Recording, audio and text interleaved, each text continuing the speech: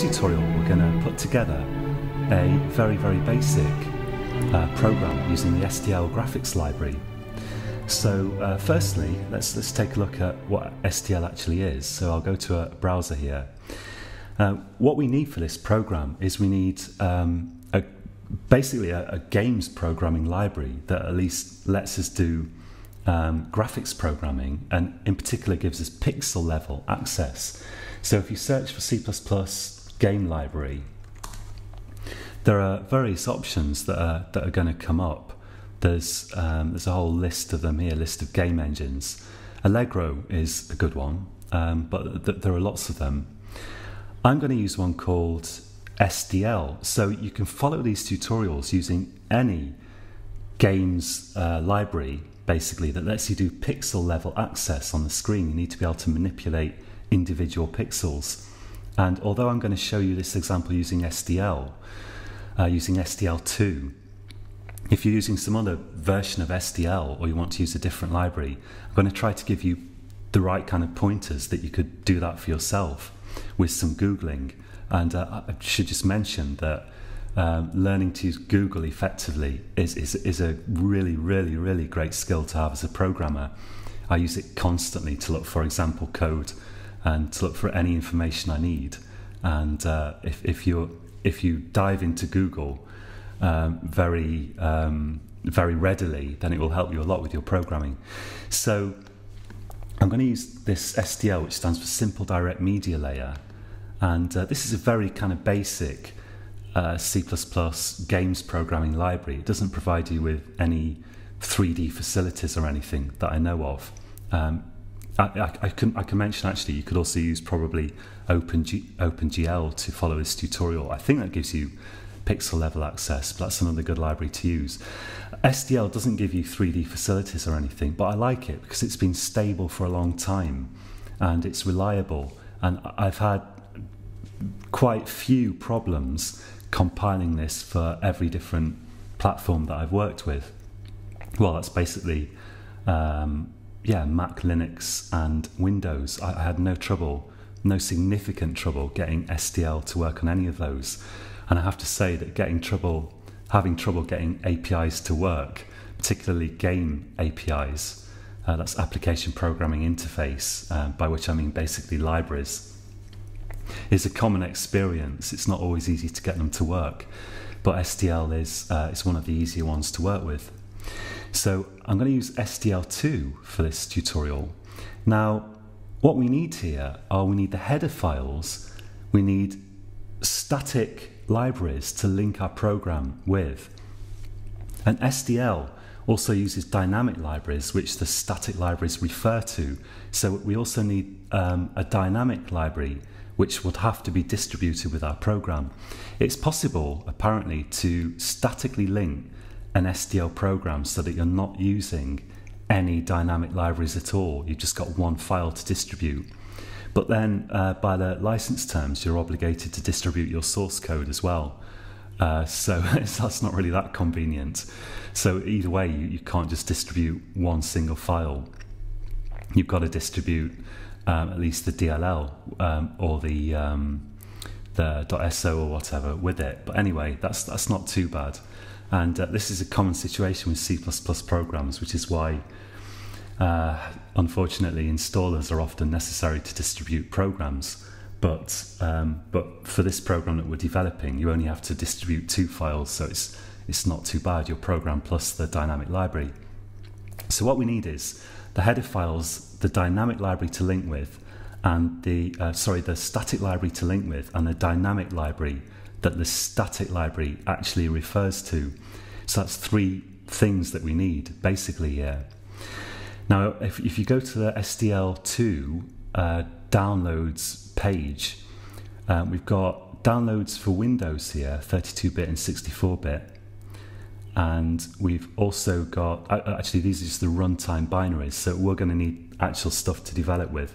These are just the files to run your program. So if we look at development libraries, we've got one for Visual C++ for Windows. You've got one for GNU for Windows, for MinGW here. And now we've got this DMG package for Mac, And Mac has its kind of own system of packaging programs involving something called frameworks, which I don't fully understand. And although in theory we should be able to, on a Mac, we should be able to use the STL framework, I couldn't get that to work. And a lot of other people as well are saying that at the moment their program just crashes if they try to use this framework. So what I've done is I've used the kind of Linux version of STL to compile this program, because Mac is a Unix-based system, so we can use the Linux version of STL to compile programs, which I didn't have too many problems getting working. So you need to download the right file for your platform. So if you're using Windows, either the Visual C++ version or MinGW version. I don't think there's really any other choice for actual compilers for Windows. So even if you're using code blocks, you're probably using the MinGW compiler. So hopefully either of those will do the trick. If not, if you're using some other wacky compiler or one that's just not used much, you could use a different library to follow this tutorial.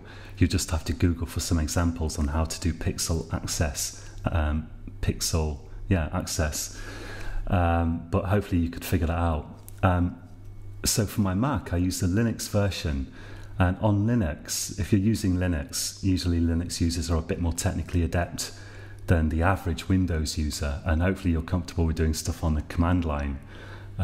If not, you're going to have to get comfortable. But you can use, I think it's called apt-get to get the Linux STL. You're going to have to Google for that though.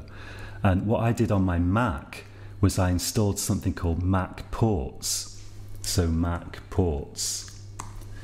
And then I used that to get libstl2.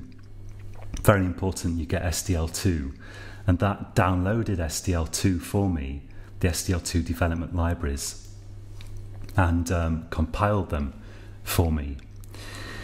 So either way, the end target here is that you want to end up with, if you're on Windows, you're going to need a stl.lib or stl2.lib, it's probably going to be called.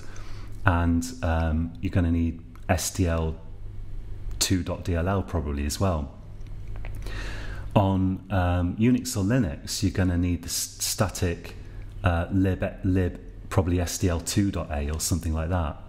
And you're also, to distribute your program, you're also going to need libstl2.so probably.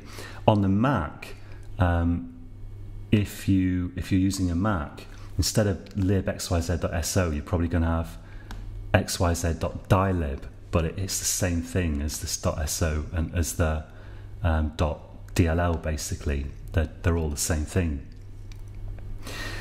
So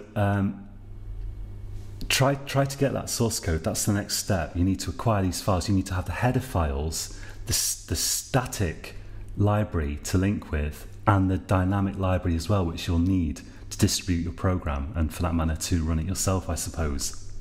Now I've done that on the Mac. As I described, I used Mac Ports to download libstl2, and what I ended up with was this. And of course this is not going to be the same on Windows as I just described, but if I go to cd/user/ trying to remember here, let's have a look. User local /include, then I've got this stl2 folder, and if we look in there, here are all my STL header files. So you need all of these, whatever platform you're working on. And then if I go to /user/local/lib, of course this is only relevant for Linux type systems. And I go, and here I've actually got libstl2.a. That's my static library, which would be called probably stl2.lib on Windows. And here's my dynamic library, which I need to distribute with my program, libstl2.dylib. If we just take a quick look at the Windows one, because a lot of people use Windows, of course, and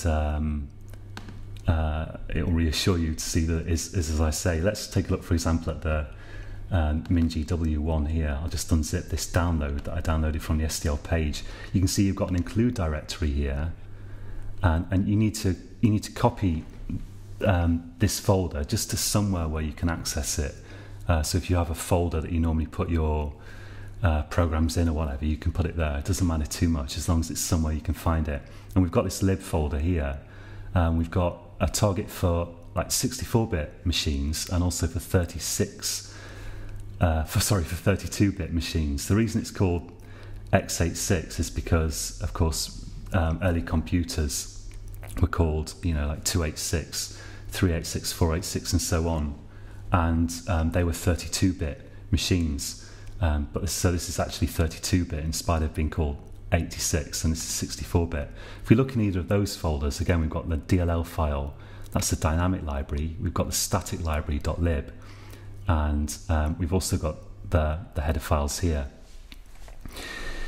So once you've got those, you can proceed to the next step, which, actually, come to think of it, I'll put in the next video, because you're going to want a bit of time to acquire these libraries, download them, and check that you've got everything you need, the header files and the two kinds of library, especially if you're using Linux or Mac, because then you've got to probably download them and compile them, and you need to just Google for instructions, basically. If you go to Google and search for stuff like compile STL Linux, that sort of thing, then you'll find various instructions on there. And I appreciate that it's easy to get overwhelmed with Google results, but this is really a vital skill to learn, because if you're going to be doing C++, you are going to find yourself wanting to use Google a lot to figure out problems that you've encountered, because usually other people will have encountered the same problem. So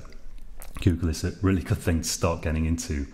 Okay, so that's it for this tutorial. In the next tutorial, I'll actually use the stuff I've downloaded to create finally a basic STL program, which won't do anything yet, but we'll check that we can actually get a program running.